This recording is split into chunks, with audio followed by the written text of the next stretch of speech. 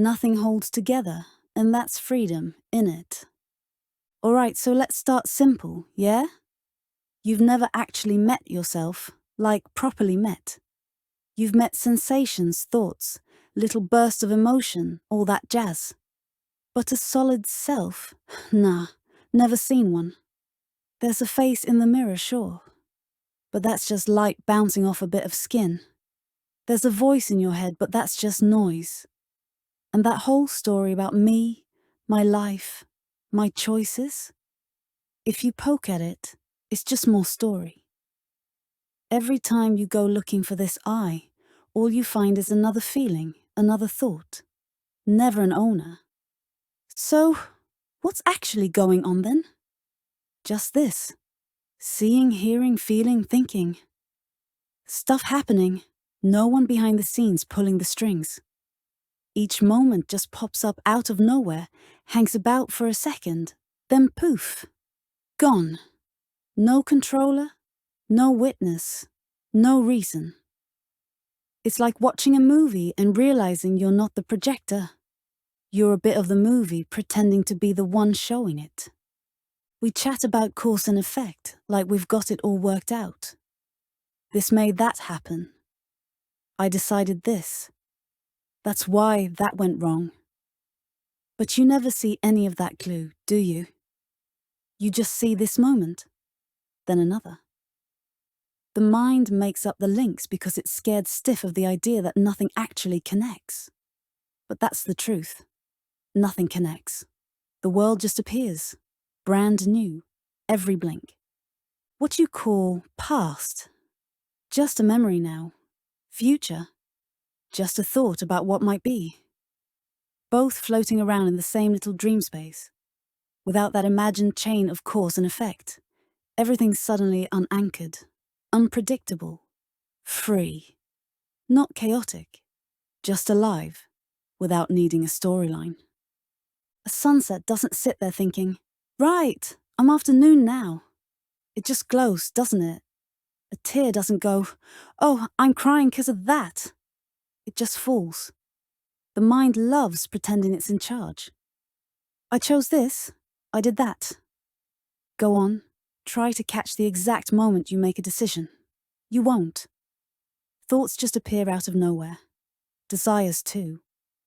The chooser is like a dodgy narrator added after the fact. Yeah, that was me, it says. But it never was. There's no thinker behind the thought, no feeler behind the feeling. The thought is the thinker. The feeling is the feeler. It's all one shimmering thing. No borders, no center.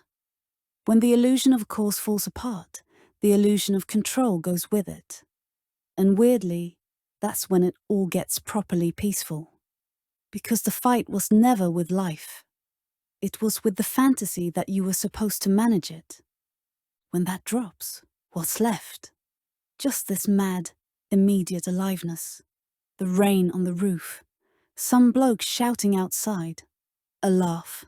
A bit of heartache. A sigh. None of it needs explaining. It's just happening. And even this talking about it isn't happening to anyone. It's just more sound, rising and fading in the same empty space. And you can't even say it is happening, 'cause is implies something solid underneath. But underneath? Nothing. No real world to grab, no solid self to claim it. Just this flickering now. And yet, it's not missing anything. It's perfect as it is, even though it doesn't add up. The mind will kick off, of course. That can't be right, that's nonsense. But that protest's just another ripple in the same ocean. When you stop trying to make it all stick together, you realize there's nothing to lose. You can't fall out of this. You can't leave what you never were. The whole I and world thing, just habit. The mind stitching moments together so it feels like a story. But the thread's imaginary. The stitching never happened. Each moment's its own tiny miracle. No before, no after. Look now. This moment didn't come from anywhere. It's not going anywhere. It's not even in time. It's just this. Raw, alive, unrepeatable. That self you thought you were.